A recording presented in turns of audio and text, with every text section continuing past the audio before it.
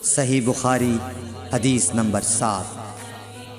ہرقل شاہ روم نے قریش کے قافلے میں ایک آدمی بلانے کو بھیجا، اور اس وقت یہ لوگ تجارت کے لیے ملک شام گئے ہوئے تھے، اور یہ وہ زمانہ تھا جب رسول اللہ صلی اللہ علیہ وسلم نے قریش اور ابو سفیان سے ایک وقتی عہد کیا ہوا تھا۔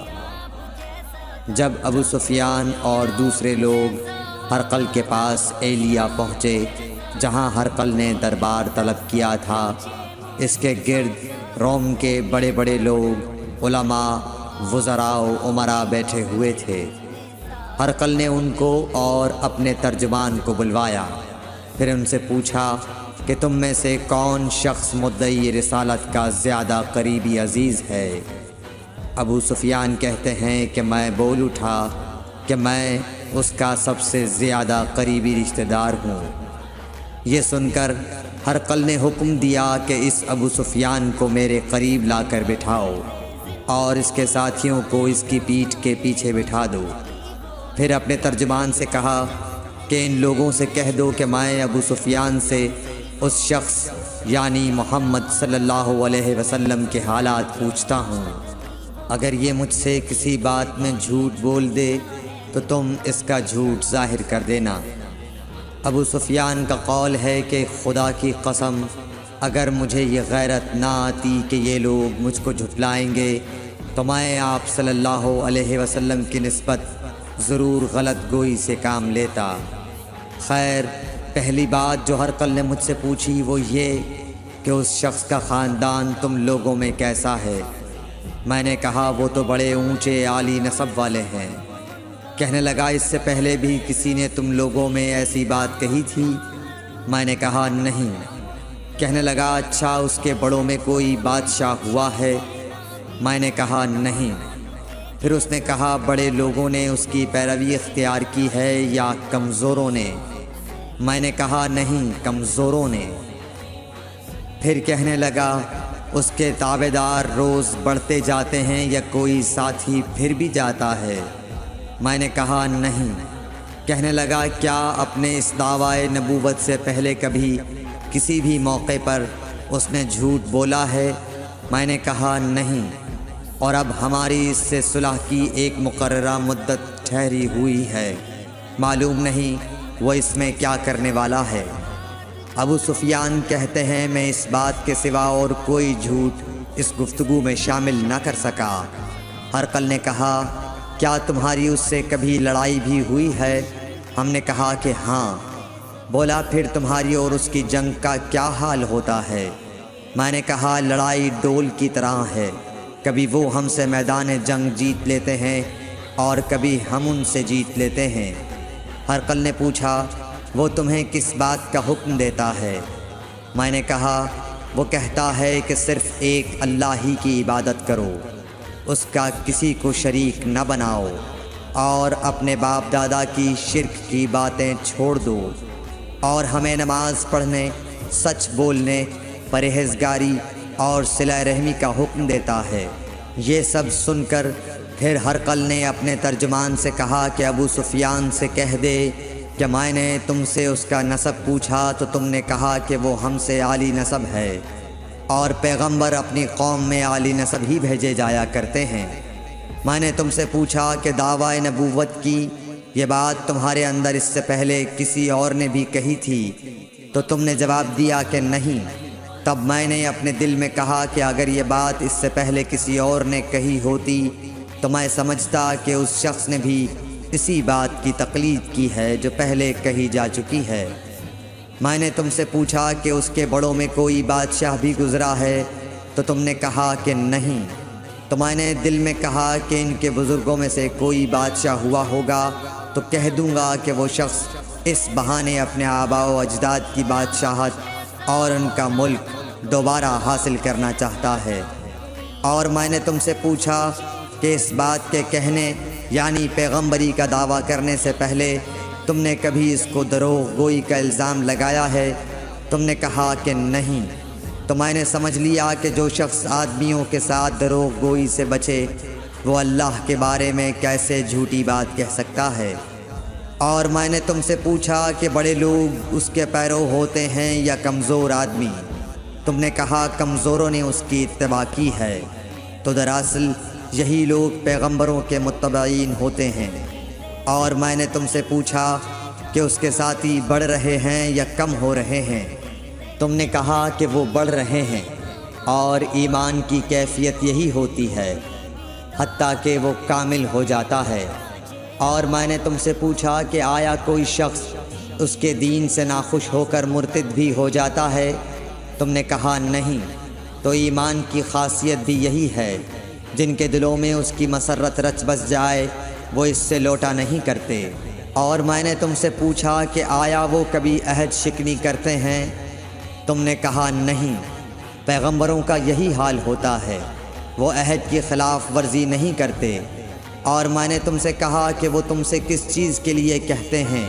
تم نے کہا کہ وہ ہمیں حکم دیتے ہیں کہ اللہ کی عبادت کرو، اس کے ساتھ کسی کو شریک نہ ٹھہراؤ، اور تمہیں بتوں کی پرستش سے روکتے ہیں، سچ بولنے اور پرہیزگاری کا حکم دیتے ہیں۔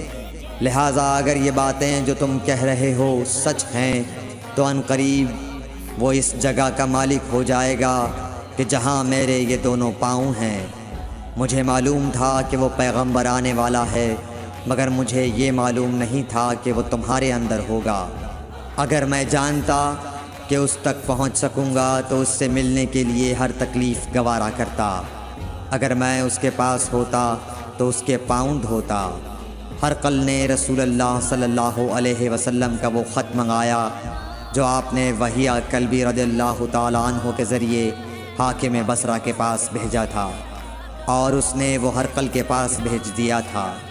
پھر اس کو پڑھا تو اس میں لکھا تھا، اللہ کے نام کے ساتھ جو نہایت مہربان اور رحم والا ہے۔ اللہ کے بندے اور اس کے پیغمبر محمد صلی اللہ علیہ وسلم کی طرف سے یہ خط ہے شاہ روم کے لیے۔ اس شخص پر سلام ہو جو ہدایت کی پیروی کرے۔ اس کے بعد میں آپ کے سامنے دعوت اسلام پیش کرتا ہوں۔ اگر آپ اسلام لے آئیں گے تو دین و دنیا میں سلامتی نصیب ہوگی، اللہ آپ کو دوہرا ثواب دے گا۔ اور اگر آپ میری دعوت سے روگردانی کریں گے تو آپ کی رعایا کا گناہ بھی آپ ہی پر ہوگا۔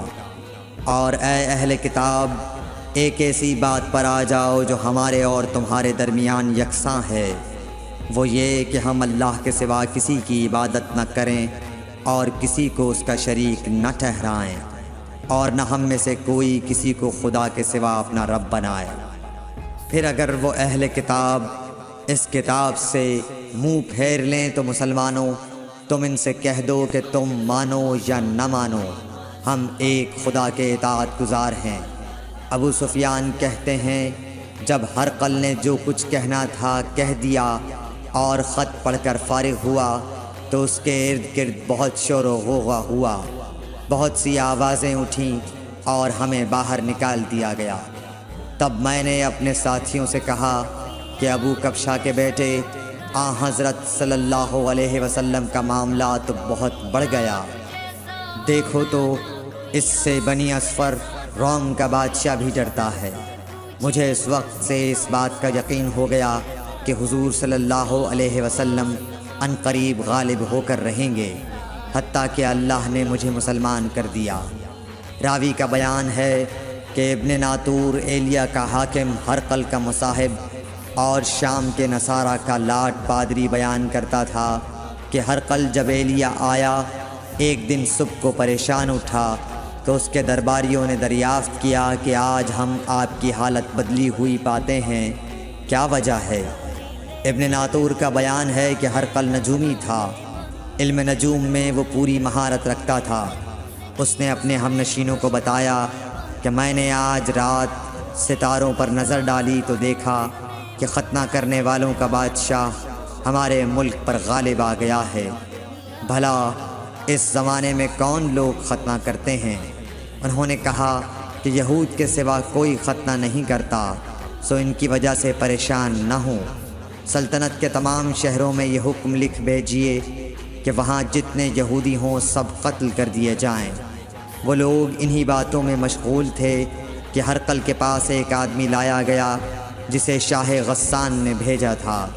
اس نے رسول اللہ صلی اللہ علیہ وسلم کے حالات بیان کیے۔ جب ہرقل نے سارے حالات سن لیے تو کہا کہ جا کر دیکھو وہ ختنہ کیے ہوئے ہے یا نہیں۔ انہوں نے اسے دیکھا تو بتلایا کہ وہ ختنہ کیا ہوا ہے۔ ہرقل نے جب اس شخص سے عرب کے بارے میں پوچھا تو اس نے بتلایا کہ وہ ختنہ کرتے ہیں۔ تب ہرقل نے کہا کہ یہی محمد صلی اللہ علیہ وسلم اس امت کے بادشاہ ہیں جو پیدا ہو چکے ہیں۔ پھر اس نے اپنے ایک دوست کو رومیہ خط لکھا اور وہ بھی علم نجوم میں ہرقل کی طرح ماہر تھا۔ پھر وہاں سے ہرقل حمص چلا گیا۔ ابھی حمص سے نکلا نہیں تھا کہ اس کے دوست کا خط اس کے جواب میں آ گیا۔